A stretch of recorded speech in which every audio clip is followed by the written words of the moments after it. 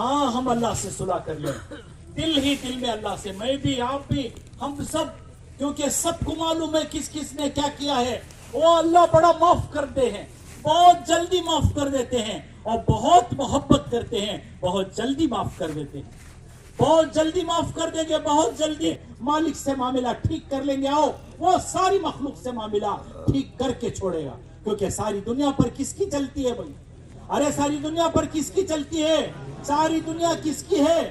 ساری دنیا پر اللہ کی چلتی ہے. تو پھر ہم اللہ سے صلح کر لیں گے. اللہ کہتے ہیں تو میرا تو میں تیرا، میں تیرا تو سب تیرا. تو میرا تو میں تیرا، حدیث قدسی ہے. تو میرا تو میں تیرا، میں تیرا تو سب تیرا. صحابہ اللہ کے ہو گئے، اللہ صحابہ کے ہو گئے، اور پھر ساری دنیا جانتی تھی کہ ان کے ساتھ ان کا اللہ ہے. یہود و مشرک کہتے تھے صحابہ سے تمہارا ہمارا مقابلہ ہوگا، ہم جیت جائیں گے، لیکن تمہارا رب بیچ میں آ جاتا ہے، تمہارا رب بیچ میں آ جاتا ہے، جس کی وجہ سے ہم برباد ہو گئے.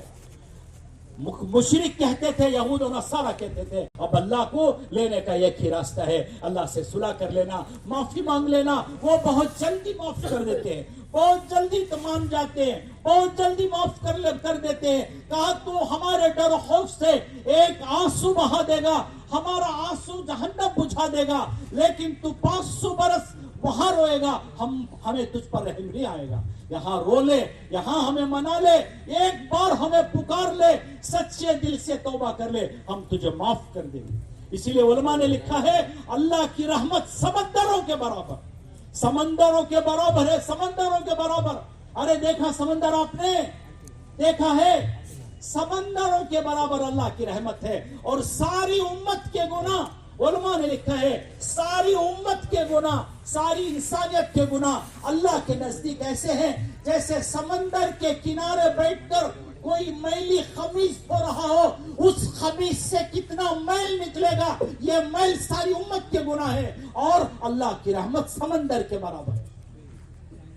کوئی سمندر کے کنارے بیٹھ کر اپنی میلی خمیز دھوئے گا تو اس خمیز سے کتنا میل نکلے گا، اس میل کو کون پکڑے گا، اس میل کو کون دیکھے گا، کون پکڑ سکتا ہے؟ علماء نے لکھا ہے اللہ جل شانہ توبہ کرنے والے مومن سے ایسا ہی نام اعمال سے مٹا دیں گے جیسے سمندر میں میل نظر نہیں آئے گا، فرشتوں کو گناہ نظر نہیں آئیں گے نام اعمال کے، اور ایسے مٹا دیں گے کوئی جانتا ہی نہیں پانی میں، سمندر کے پانی میں میل کہاں گیا، کون پکڑے گا؟ نہ فرشتہ پکڑ سکے گا، نہ جبرائیل پکڑ سکے گا، نہ میکائیل پکڑ سکے گا، نہ اسرافیل و اسرائیل پکڑ سکیں گے.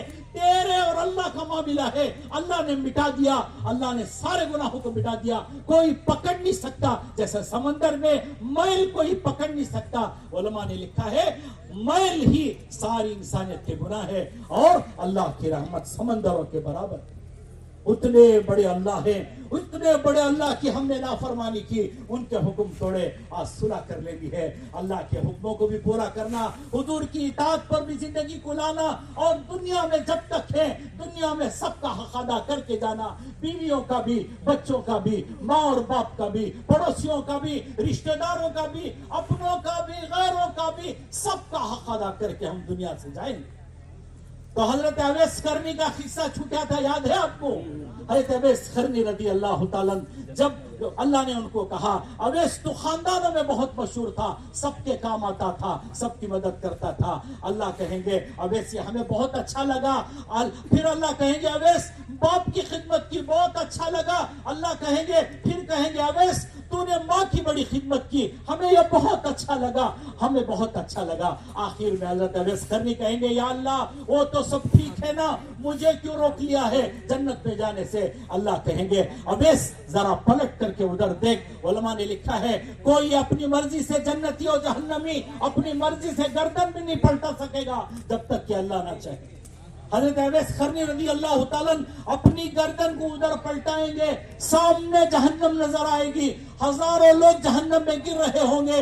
اللہ کہیں گے اویس تو نے جو دنیا میں معاملات اور معاشرت کی زندگی گزاری، پسندیدہ زندگی گزاری، قبیلے والے بھی خوش تھے، باپ اور ماں بھی خوش تھے، بیوی اور بچے بھی خوش تھے، آج اس کا بدلہ دیں گے اویس. تو ادھر دیکھ उधर अपनी उंगली से इशारा करता चला जा, हम उन सबको जन्नत पे डालते जाएंगे।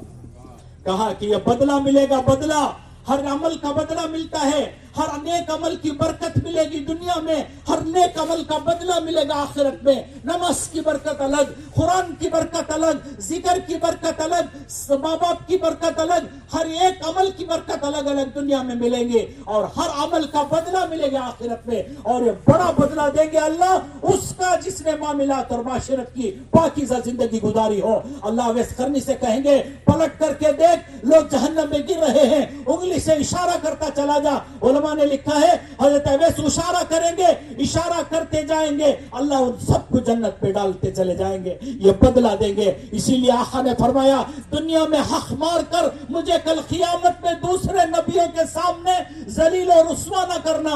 अगर तुम दुनिया में हक मार कर जियोगे, कल क़यामत में मैं नबियों के सामने रुस्वा हो जाऊंगा, मुझे रुस्वा न करना। हदीस में हयात सहाबा में लिखा है।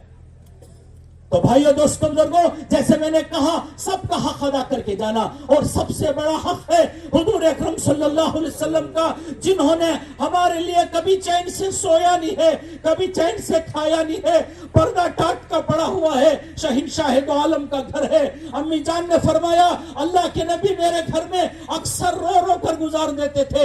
एक मर्तबा फरमाया अल्लाह के नबी इतना रो रहे थे, इतना रो रहे थे कि दाढ़ी तर हो गई। एक मर्तबा फरमाया इतना रो रहे थे कि दामन भीग गया। एक मर्तबा फरमाती है इतना रो रहे थे कि सजदे की जगह कीचड़ हो गया। एक मर्तबा फरमाती है, मशहूर हदीस है, अम्मी जान ने फरमाया अपनी उम्मत के लिए इतना रो रहे थे, इतना रो रहे थे, मुझे डर हुआ कि सुबह होने से पहले पहले मेरे हबीब का दम निकल जाएगा, मैं बेवा हो जाऊंगी, मेरे हबीब का दम निकल जाएगा। आज उनका दीन जिंदगियों से निकला हुआ, हमारे से निकला, हमारे घरों से निकला, हमारे बीवी और बच्चे से निकला। कल क़यामत में आका पूछ ले तेरे बच्चे पर कोई हाथ उठाता था, तेरा खून गर्म हो जाता था, तुझे नहीं मालूम इस दीन को तुम तक पहुंचाने के लिए कितने लोगों ने मुझ पर हाथ उठाया, कितने लोगों ने मुझे धक्के दिए, कितने मुझे लोगों ने गिराया और मारा।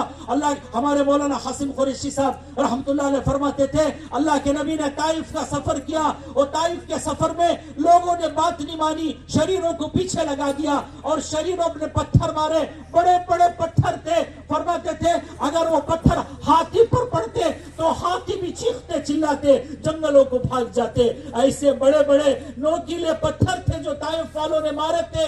अल्लाह के नबी पर मारते, अल्लाह के नबी पलट कर कहते मेरी बात सुनो, मैं तुम्हारी कामयाबी के लिए आया हूँ, और जोर से पत्थर मारते और थोड़ी दूर भागते। अल्लाह के नबी फिर पलट कर कहते एक बात मेरी सुन लो, मैं तुम्हारी कामयाबी के लिए आया हूँ, मुझे मारो मत, एक बात मेरी सुन लो। और पत्थर बरसते और पत्थर बरसते, पाँव से फव्वारे खून के निकले, हत्ता के खून जमीन पर गिर जाता, अल्लाह का गजब और गुस्सा जमीन पर उतर जाता। इसलिए अल्लाह के नबी अपने पैरों से खून उठा करके मल लेते थे, नीचे गिरने नहीं देना चाहते थे कहीं अल्लाह का गुस्सा और गजब ना आ जाए। हमारे मौलाना फरमाते थे इस तरह लोगों ने मार मार कर 6 मील तक भगाया और एक जगह अल्लाह के नबी मार खा खा कर बेहोश होकर के गिर पड़े।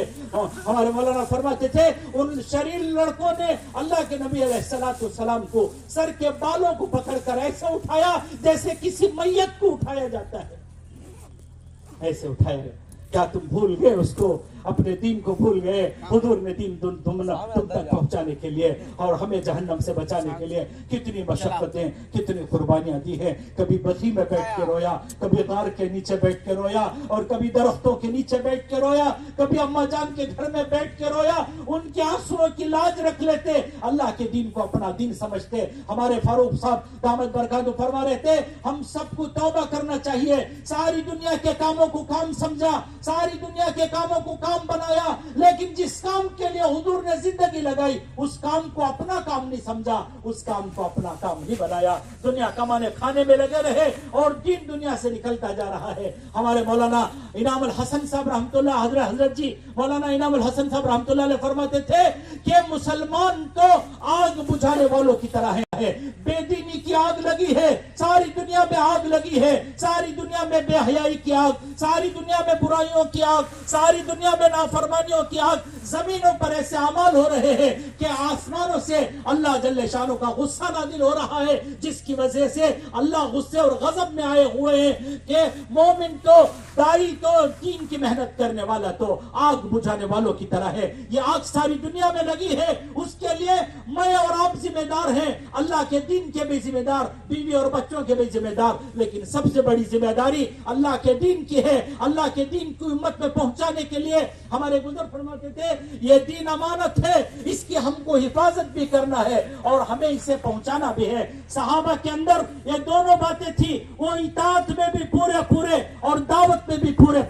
حفاظت ہوگی اطاعت کے ذریعے، پہنچائیں گے دعوت کے ذریعے۔ صحابہ میں یہ دونوں باتیں تھی، اطاعت میں بھی کامل و مکمل، دعوت میں بھی کامل و مکمل۔ اور دعوت کے پہنچانے میں صحابہ کے بارے میں فرمایا کہ تم کو بڑا مسئلہ کھانے کا ہے۔ صحابہ نے دعوت کا پیغام پوری امت میں پہنچانے کے لیے کسی مسئلے کو مسئلہ نہیں بنایا، کسی مسئلے کو مسئلہ نہیں سمجھا۔ سب سے بڑا مسئلہ پیٹ کا ہوتا ہے، پیٹ کے مسئلے کو بھی مسئلہ نہیں بنایا، پیٹ کے مسئلے کو بھی حل کر دیا۔ حنین میں پتے چبائے اور مینگنیاں پاخانے میں نکالی، قیامت تک کے آنے والوں کو بتایا صحابہ نے کہ دیکھو دعوت کے پہنچانے کا حق ہم نے مینگنیاں نکال کر کے پتے چبا کر کے حق ادا کیا ہے، اور تم کل قیامت میں ہم سے ملو گے تو ہم تم سے پوچھیں گے جو دین ہم نے تمہیں دیا تھا، تم نے اس دین کو کہاں تک پہنچایا، کہاں تک آگے بڑھایا، ہم میں سے پوچھا جائے گا۔ بھائیو دوستو بزرگو، کما کھا کے مر جانا کوئی کمال کی بات نہیں ہے۔ کمال کی بات تو یہ ہے کہ اللہ کا دین دنیا میں زندہ ہو، میرے ذریعے سے لوگوں کو جہنم سے بچ کر کے جنت پہ جانا نصیب ہو، میرے ذریعے سے لوگوں کو توبہ نصیب ہو، میرے ذریعے سے لوگوں کو راہ راست پر آنا نصیب ہو۔ کل قیامت میں ایک ایک ایمان والے کے پیچھے ہزاروں لوگ ہوں گے، لوگ پوچھیں گے یہ کون سے نبی؟ اللہ کی طرف سے کہا جائے گا یہ نبی نہیں ہے، میرے حبیب کے وہ امتی ہے جنہوں نے اپنے جان و مال کو اللہ کے راستے میں لگایا اور اپنی خواہشوں کو دبایا، اپنے جذبات کو دبایا۔ خواہشوں کو پورا کر کے آنے والے وہ لوگ ہیں جو جہنم میں پڑے ہوئے ہیں، اور انہوں نے میرے دین کی خاطر، میری خاطر، میرے نبی کی خاطر اپنا جان و مال لگا دیا۔ ہمارے مولانا فرماتے تھے خوش نصیب ہے وہ آدمی جس کا جان و مال اللہ کے دین کے کام آ جائے۔ اللہ کہیں گے جا تو میری کرتا ہے میں تیری کروں گا، اللہ ان کے مسئلے حل کر دیں گے۔ اسی کے لیے بھائیو دوستو بزرگو، آج اس اجتماع میں بلایا گیا ہے کہ اسی لیے ایک تو اپنی زندگی کو بھی ٹھیک کرنا ہے اور اللہ سے معافی اور توبہ مانگ کے اللہ سے صلح کر لینا ہے، اور دوسرا ایک اجتماعی زندگی ہماری ہے، ہم پرسنل نہیں، اجتماعی زندگی ہماری ہے۔ ہماری زندگی، ہمارا جان و مال پوری امت میں چلنے پھرنے میں، پوری امت کو دین پہنچانے میں، اللہ کے کلمے کی بلندی میں لگ جائے۔ اس کے لیے پوری دنیا میں جانا ہے، پوری دنیا کے ملکوں میں اللہ کے پیغام کو پہنچانا ہے۔